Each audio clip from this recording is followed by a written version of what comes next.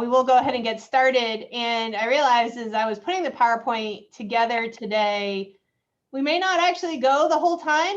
There'll be plenty of time for questions at the end. It's not that there's not a lot going on, but I feel like with the organizational meeting, we've covered a good bit, but certainly, again, happy to stay on through 4 o'clock if there are questions. So again, thank you for making the time this afternoon. Happy April.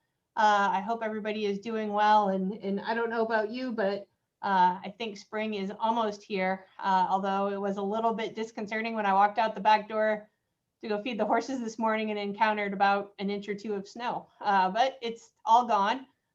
So yeah, here we go. So with that, I will go ahead and share my screen, which we all know is an adventure even a year into this.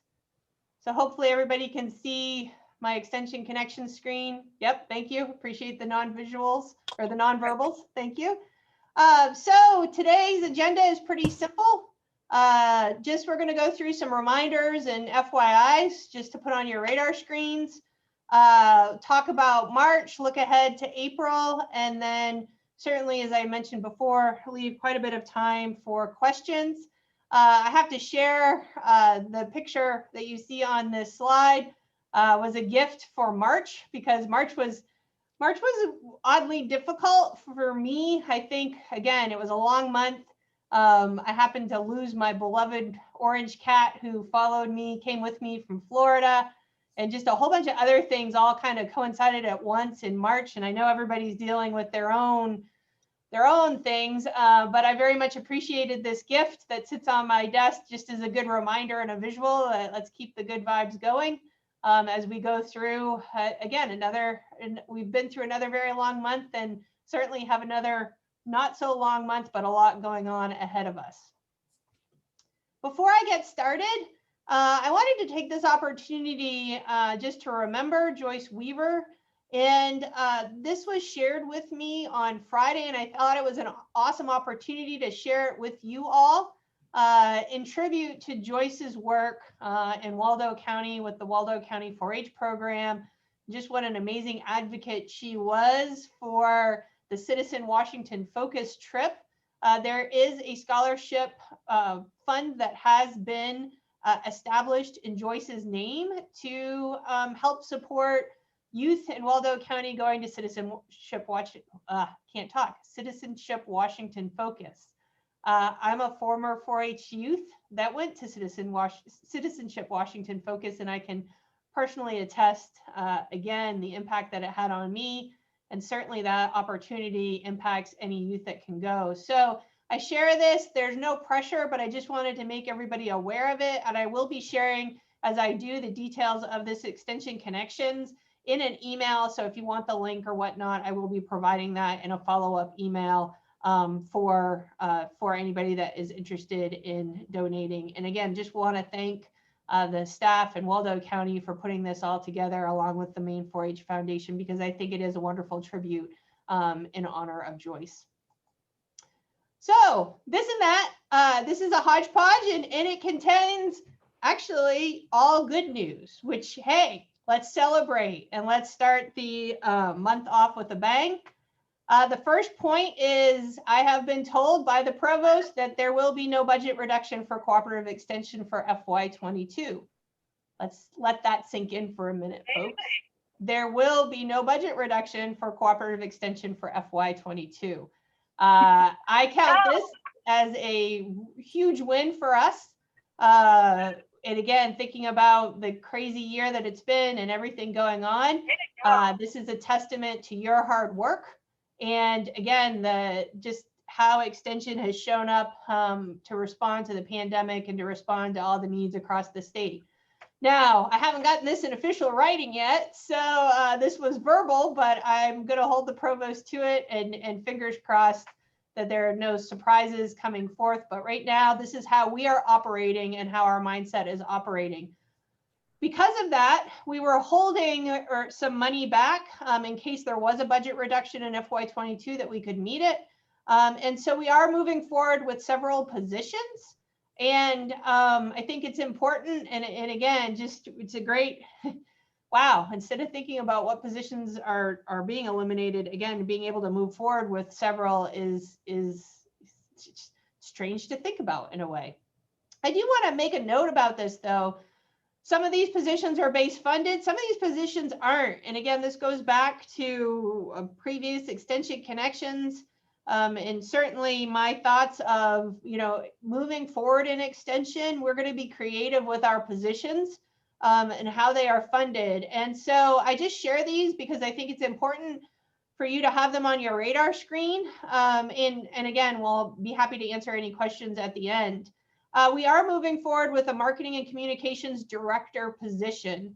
I feel like this is able to actually check a box from our roadmap meetings because one of the common themes was this type of position. And we have the ability to do so due to a vacancy that has come up. So we will be moving along with that position pretty soon. And again, that will be a professional level position based here in Orono. There is an ag engineer position that has been approved. We have a search committee. Thank you to all those who are serving on it. This is actually a soft money funded position. It will be funded for a period of time with the expectation that it will then begin to generate revenue, which will then fund the position after either year 3 or 4, somewhere along the lines. Some of these positions are now kind of getting a little bit crossed in my head. So anyway, we will fund it, soft money funded for 3 to 4 years, and then it will start gradually being a position that funds itself. The same thing with a full-time instructional designer position. This position is actually going to be funded by the provost for a fixed period of time. Again, either 3 to 4 years, with the idea that after that it would generate revenue to fund itself. I count that as a real win for this year as well, that the provost and president are placing a priority on our online needs, which have come out loud and clear through your work through the pandemic, and are going to make that position available. We do have several CEA positions that have come open and that we will also move forward on. I just want to also mention we've been asked or told, or it's been recommended from the provost's office, that we don't dump all these positions in higher touch all at once, that we actually put them in an incremental fashion. So we're not raising eyebrows at upper levels that we have all these positions available, and how does extension have all that money for all these positions? And so we're going to stagger these positions and getting them into higher touch and moving them forward and whatnot. So there may be a few others to come as well. We just these were kind of at the forefront, and the wheels were already turning with them. So just wanted you all to be aware of them as well. Again, happy to answer any questions at the end about positions and budgets and all of those things. One other thing that is new, but new to me, how about that? Because I've heard from others in the organization that this has been tried before, but I'd like to retry it. So I wanted to mention it today because more information will be coming out about it. One of the things that we've heard through the pandemic over and over again is that you all are working together and working with maybe groups of people you haven't worked with, and hey, I never knew, extension did this, or I never knew this program was happening, or what is this big grant that, so-and-so just got. So we wanted to do a monthly lunch and learn series. It would be casual, probably a Friday lunchtime-ish time frame. A faculty or staff member or team of folks could say, hey, we'll take June's lunch and learn, and you'll provide a 30-minute description or talk about your program or project or opportunity, and then invite folks to ask some questions. I think 45 minutes we'll be all done with it. And again, if people want to bring their lunch, I know we all have a lot of Zooms. We've certainly heard that loud and clear, but there is so much going on in the organization. It's just a great opportunity to learn what's happening and to maybe learn about an area of the organization that you don't know anything about. The other thing that we envision is opening it up to outside folks, meaning outside of extension folks who maybe have an opportunity that they would like Extension to collaborate on. So they want us to learn more about their program. It may be something that's, you know, campus based here at the University of Maine, or maybe one of the other system campuses, or maybe it's just an outside entity that just wants to come in and share what they're doing. And again, with the thought that we could learn and possibly have a partnership or collaboration. So I just wanted to put that on your radar screen. Certainly, I will be sharing more information about it in an upcoming organizational email. And what we'll probably do is start a Google Doc of just, you know, a sign up sheet. Again, want to keep this low key, no pressure. Doesn't have to be really formal or anything like that. Just an opportunity to learn more about what's going on across the organization. I think you've gotten this a couple times in an email. I know I've mentioned it before, but I do just want to share it again. There is a new PLT surrounding the Maine Woods. If you would like to be a part of that, please reach out to Dave Fuller. Again, I think there's going to be a lot of opportunities with some grant programs and with some other state focused programs to do more around landowner education, around probably the type of forestry work Extension used to do, maybe 10 years or so. Again, I think there's going to be a real need for that. And we've got to think about how possibly we could address that need. So I really appreciate the folks that have joined this team. I've been able to join a meeting as well, and just really appreciate the energy. I do want to say there is no pressure. If you're interested but worry, oh no, if I join, what are they going to make me do? I promise you there's no making do. It's just sharing information, opportunities, thinking about the future, thinking about what this looks like. So again, encourage anybody who has the interest or is doing some work in this area, please go ahead and reach out to Dave Fuller. Fran and I have gotten a lot of interest in, and again, I think this is again an indication of the tremendous work that you all are doing. I know there's a lot of sharing that's happening, certainly virtual, and I know at some point in time we'll get back to going to meetings and conferences, but I know a lot of you have been invited to share the work around your program or the work around your research to outside audiences. And again, whether that's a formal presentation at a conference, or maybe it's another organization that wants you to come in and present what you're doing. So with that, we are going to put together a presenting at conferences, or presenting at whatever fill in the blank is that you want to present at, professional development session in May.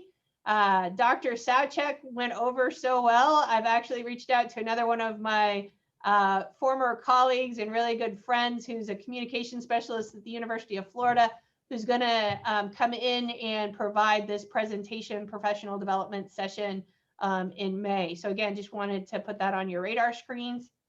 And finally, again, good news and opportunities. Excuse me. Many of you are probably hearing from groups that you work with, especially in the counties, or maybe some other groups, that earmarks are coming back, or maybe you've heard that in the news. If you remember, congressional earmarks used to be lines in different program areas where Congress folks, our legislators, could bring back money to their district or their community. And those went away. I don't know how many years ago. I should be more up on my civics, but I lost that. But they went away because people were making sure that their brother-in-law got a fat government contract, and so those had to go away. Well, they're back, but they're calling them community project funding is what they're calling them. And Congresswoman Pingree and Congressman Golden both have the project step-by-step guide of how to apply for these requests online. We are actually working with a team of folks at the university to try to put together what university related requests might be out there. So we're trying to work together on this. So if you've been reached out to by another entity to possibly work on one of these, if you could just let me know, that would be great, just so we don't try to duplicate our efforts. The other thing to note is this is on the House side of things. The Senate hasn't figured out what their guide is yet for these type of proposals, so there may be some more opportunities. That being said, each of the funding proposals, the congressional funding proposals, each congressperson will get 10 of these funding requests. So it's going to be hugely competitive. So I just say that to make sure I manage expectations. Is we may put in something, but it may not go anywhere because, again, we expect that these are going to be popular as far as putting together the proposals to submit to the Congress, to Congresswoman Pingree and Congressman Golden. But I do want to mention that because of the latest, and I just call it CARES Act funding because I haven't learned the latest bill or piece of legislation, but the latest relief package that was just signed into law a week ago will also bring forth about, it's another $1 billion, and it's actually over $1 billion to the state of Maine. And so we're already getting told that there's going to be some opportunity for some possible funding of projects through the state as well. And again, that's all we learned. And I learned this late Friday afternoon that there may be some opportunities.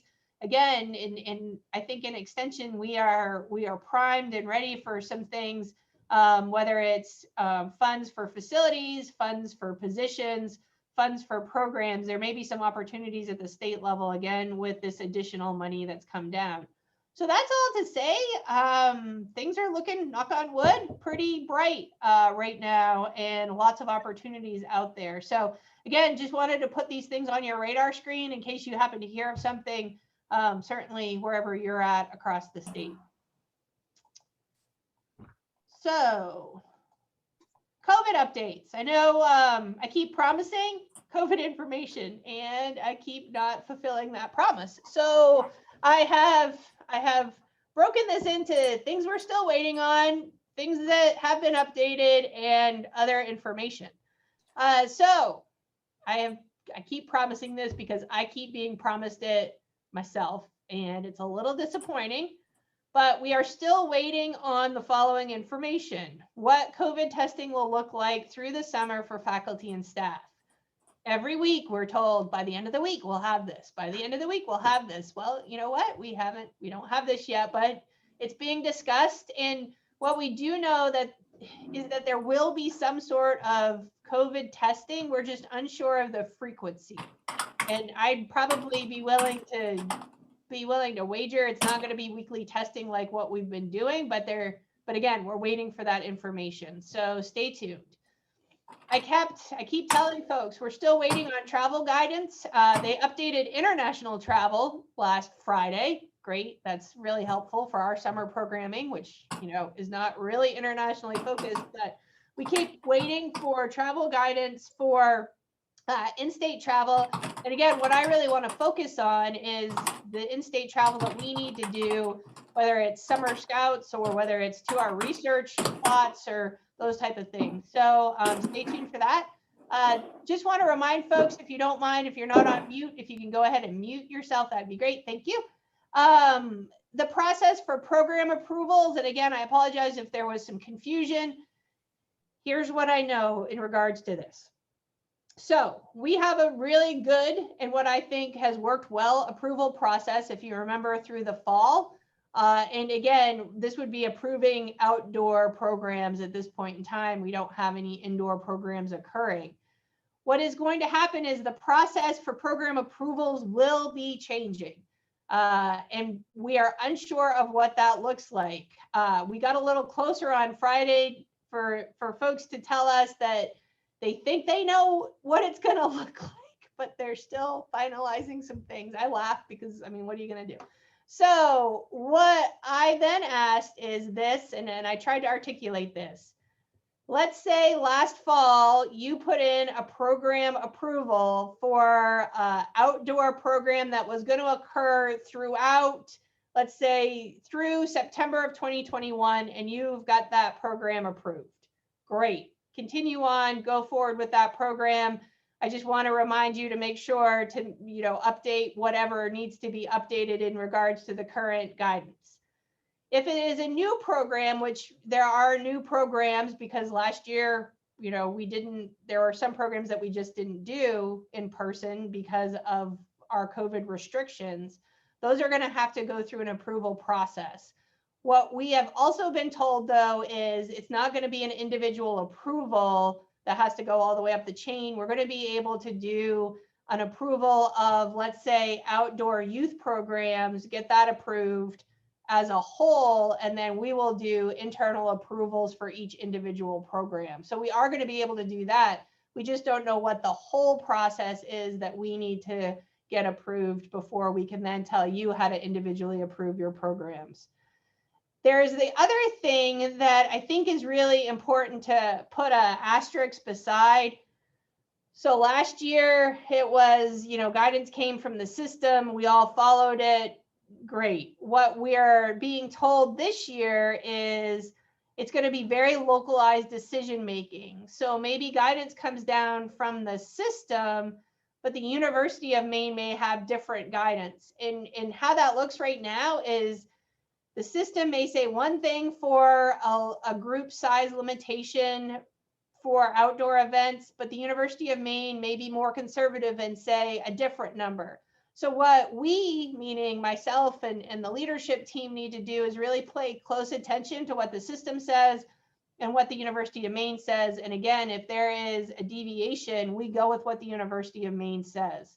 So that will be one thing. If you see something from the system says, hey, this, then we just need to make sure that that falls in line with what the university is saying. So I mentioned this under other information, is that localized decision making will occur, which adds another layer of complexity to all of this. There was supposed to be some additional guidance coming out. They actually said April 5th, which is today, but as of 2 o'clock, it hadn't come out yet when I last checked both websites. But again, there is going to be an updated guidance as far as the number allowed for outdoor events. And there's some talk of what that number looks like. This is just about as gray as you can get in a black and white area. And again, I'm sorry that we still have to kick the can down the road with. We're still waiting on a lot of this. What has been updated is international travel. I'm not sure if any of you had international travel planned, but right now international travel is still being prohibited from the system, and the university is following along the lines with this until August 15th, and then they're going to revisit it. Of course, if you had a need to travel internationally before then, we can look to get a kind of a exception approval for that. Again, you just have to reach out to me and your supervisor, and we can work on that. So those are the updates. I have a few others around testing and vaccinations. One thing we have learned, that if you have had a positive COVID test, you do have to wait 90 days before you can resume the weekly COVID testing happening here or happening at the university. And again, I think this came out from our last Extension Connections. If you've had the COVID vaccine, you do still have to participate in weekly testing. Again, this is the week adults over the age of 16 across the state of Maine will be able to get a vaccine. And so that is really, really exciting. And I feel like there's a collective sigh of relief, and I hope that a lot of people do sign up for it. There is, just so you know this, and I think it's beginning to come out in some of the correspondence from the president and from the chancellor, the system and the University of Maine are going to actually work on providing vaccinations to students prior to them returning to their home communities. So this is a big thing. They're still kind of working that out. There is going to be possibly other opportunities for UMaine groups to participate in a vaccination clinic at some point. This all leads me to believe that the University of Maine or the University of Maine system are going to be allocated some vaccines, but again, not sure what this looks like. Just wanted to let you know that these are some of the conversations that are happening. Just because when I was putting this slide together, I was curious. As of today, 23% of Mainers are fully vaccinated, which actually puts us a percentage higher than the country stats as of today. 22% of the population across the United States have been vaccinated. And we are working on vaccination campaigns that the University of Maine and the system will be putting forth. I think you probably all got an email from Dan Demerit as far as participating in a survey. Please go ahead and do that. just because we're looking at how best to target some of these vaccination campaigns towards specific geographic areas, towards specific groups. And these campaigns, again, are not just geared towards students and faculty and staff. They are geared towards our rural communities and our populations across the state. So that is really exciting as well. The roadmap process, again, I just want to say when we look back at March, this is going to be the highlight by far of my March, and probably a highlight of the year as well. I mentioned this to many folks that, you know, I'm a former extension leadership specialist, was my former title, and used to do this process with different groups. And to do it with my organization really hit me pretty hard. And just, again, the incredible success that I think the meeting was, and the work that our theme committees did to present, and their reports were just, again, it was pretty amazing to see it all come together. And again, the information that came forth. So again, I just thank you all to everybody involved, again, to our committees, to their leaders, to everybody. Fran and I kept track of the numbers of people that participated in the roadmap meeting in March. My numbers never dipped below 124 for a session. And again, we had upwards of 150 plus for several. So I just think, again, the interest and the engagement from the organization was incredible. So thank you all. And I appreciate, you know, nobody really giving me a hard time for the number of reminders that you received about voting on the recommendations. But to me, this was incredibly important, because at the end of the day, this isn't about me deciding what our immediate future looks like. It's about us deciding what our immediate future looks like. So the more people that participate in the process means the more successful we'll be, because more people will have a vested interest in what happens. And so, again, thank you to those who voted. So the next steps are, we are sorting through those recommendations and those votes right now. We have a small committee that is doing that. So what my intention is during our May extension connections is I'm going to be asking for another group of volunteers to work on the implementation committee. And that will be to take the survey voter responses, and to take the reports, and really to think about, you know, what immediately could we possibly implement within the organization, what maybe is 6 months to a year down the road, and again, what is further beyond that. So my biggest push is the involvement from the organization in this process. So be thinking of that. I'll have more details about what an implementation committee will look like in May when I ask for volunteers. But as I said, I don't want to make committee membership too much, because I know we all have full plates. But I look forward to the next phase of this whole process. And again, thank you all again for participating. So March, mentioned the meeting. In March, I also had our Northeast Extension Directors meeting.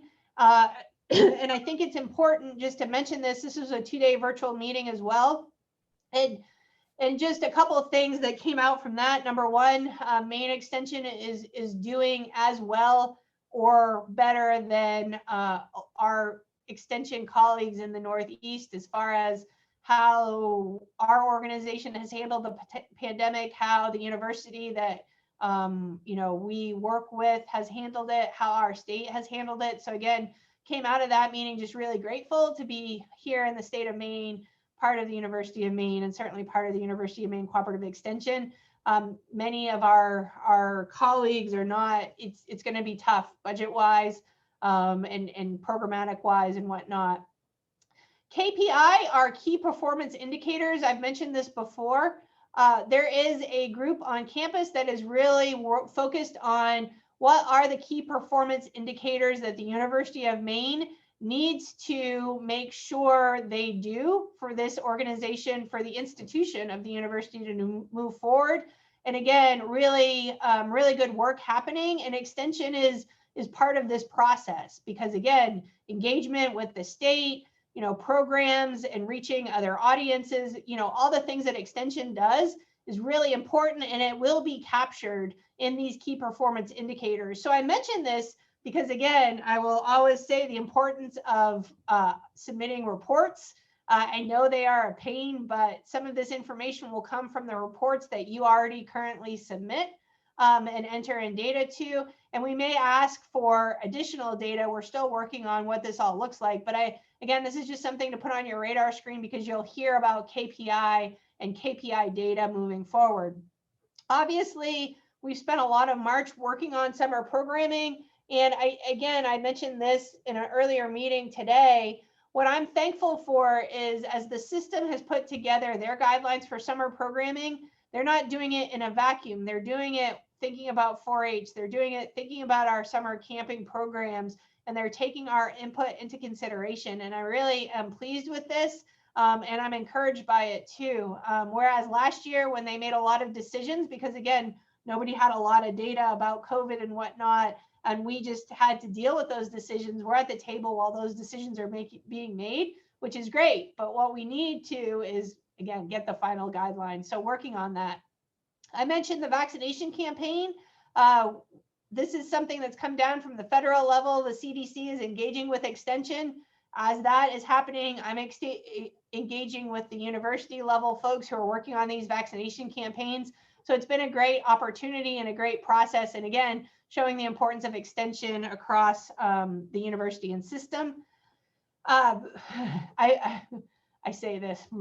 I am chair of the Graduate School of Business Dean Search Committee, which is taking a whole lot more time than I ever thought it would. So you're going to hear this in March because it already took a lot of time, and it's going to take a lot more time in March and May. I only mention this because I pride myself on being pretty accommodating when folks need to speak with me or meet with me. But if you do make a request and you're told, well, it may not happen until May now, it's just blame the Graduate School of Business. Just don't tell the provost I said that, okay? Okay, good. And then the other thing that we've been working on in March, and that's really exciting, we've mentioned the Extension Internship Program, which, again, there is a link on the website to our internship program, which is really exciting. And we've parlayed the work of our internships into the UMS Transforms proposal that you probably saw several emails about. There is an opportunity to submit proposals for first and second year students coming back to campus in August. And we actually put in a proposal for that, which works off of our internship program. So again, just different ways that Extension can engage with different audiences and in different ways across campus, I think is really important. So that was March. And then April, just gonna say there's a lot of business dean stuff happening. The other thing that I haven't mentioned in a while, but I think is important, is the President's Council on DEI, which I am still a part of, is still continuing to meet. You saw an email from the chancellor, maybe, I think it was today. There is going to be new policies and procedures in regards to search committees and that process. And there's already some other areas that recommendations from the DEI group last fall are being kind of interwoven into the university. And so I just say that because certainly it's still a priority and still at the forefront. We haven't lost sight of that work.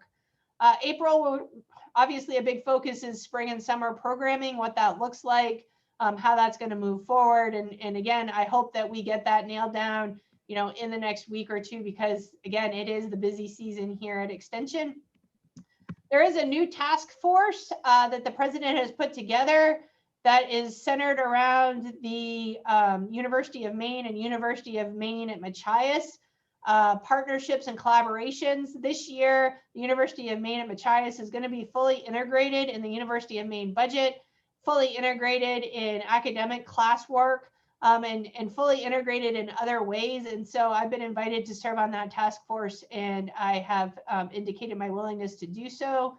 And then these two are more focused and more mine. I am going to get my second COVID shot in a couple of weeks. I'm very excited about that. Again, I feel like, man, it's been a long time coming, and hey, go science. I mean, if we think about what it took to put this whole vaccine together, it's pretty amazing. The other thing is, and this this was paused, and I paused it, as I mentioned before.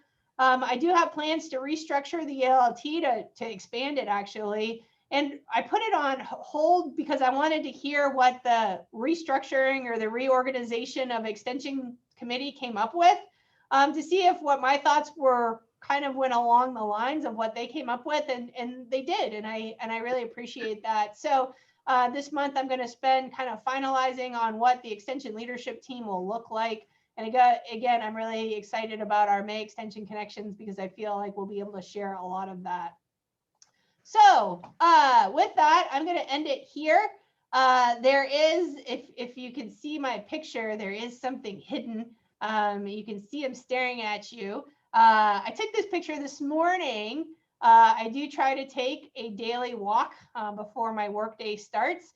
I only missed 5 days over the winter due to cold or the weather, which I was very excited about. And this guy jumped out in front of me on my walk, and I just thought he was a day late, but pretty cool. And I added the 8 more ways to have fun because it did bring in quite a few emails from my organizational email on Friday. I know we are all moving at 100 miles an hour with a lot going on.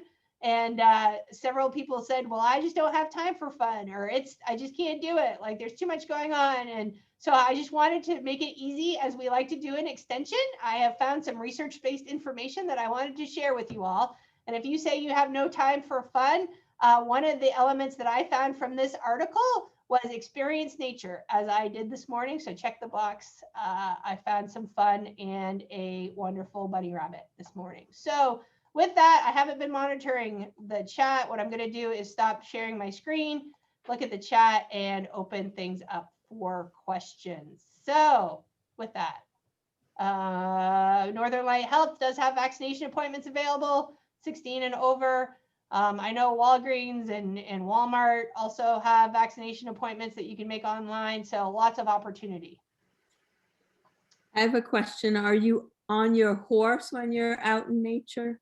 I am not, because the horses are still in their wintertime, I hate winter mood. So we will wait until, now it's actually moved to I hate mud season. So we will wait until after mud season before they are on the walk with me. Yeah.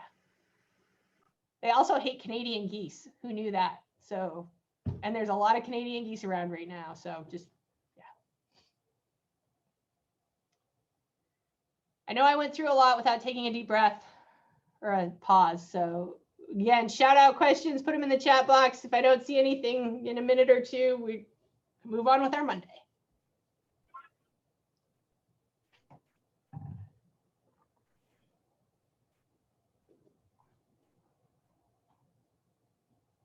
I love the amazing, like we did receive a lot of good news in March, which I do not want to lose sight of, because I feel like we're owed it though. So.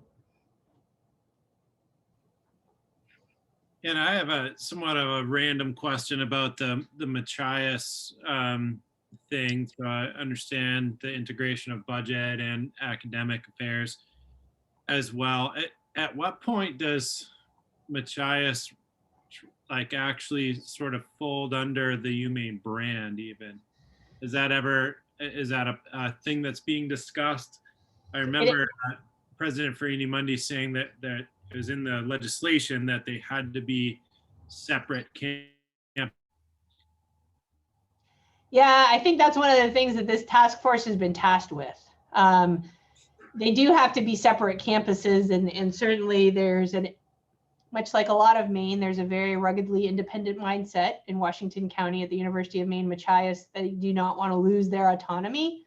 So I feel like there's a delicate balance, and so I may have an update on that after our first task force meeting, which is occurring in, I think, 2 weeks. I'm sure the reason why I was asked to participate is because we have an entity in Washington County and have deep roots in Washington County with our extension office. And certainly now we have Greenland Point, the 4-H Camp and Learning Center there. So again, I think that's part of the reason, and I'm glad to be part of the conversation, even though it's another meeting on my calendar. But Mitch asked, are there any updates on access to salary offset funds? I may punt this over to Dennis if he's out there. He's I'm out not. Oh, thanks, Dennis. Yeah, sure. Salary offset funds are available. There's certainly normal access to using them for things that are approved spending, which might be more of what your question is. And approved spending is pretty broad these days, but it's based on it's really anything that supports the work that we're doing. If you have something in mind, let me know, because I'm the guy who has to force it through if it's not a perfect fit for the spending, and I will do that. Debbie had another question. What are salary offset funds? Salary offset funds are a portion of anytime somebody gets a grant and offsets their base funded salary, we are willing to share 50% of that as an incentive to get more grants and generate more salary. And we put that in a special fund for a period of time so that you can use it in ways that benefit your programs or career. Unfortunately, you can't be 100% MEIF funded then, right? I'm so sorry. It actually feels funny, but it's offsetting base funds. So if you're base funded, you're available to this. Most of those kinds of things are paid for through other salary sources. If people are fully grant funded, they can sometimes use their grant funds for those things. And then let's not forget what we call our independent ELT proposal. If people who, in your situation, MEIF funded, if you have some really special needs, you can certainly make a case to the ELT.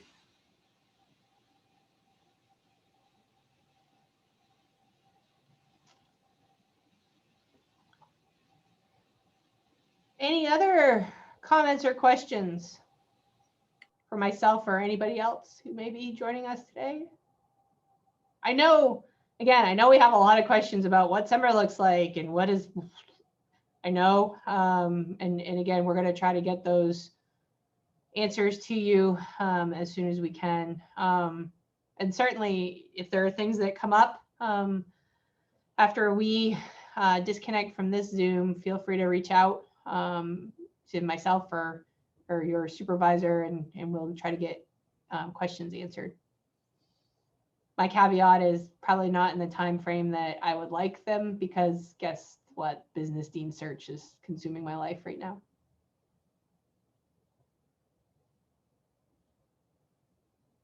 All right. Well, I don't need to. Everybody would love to have 17 minutes extra in their day. It's a small gift. With that, just want to say thank you again for all the great work. Look forward to the advent of spring.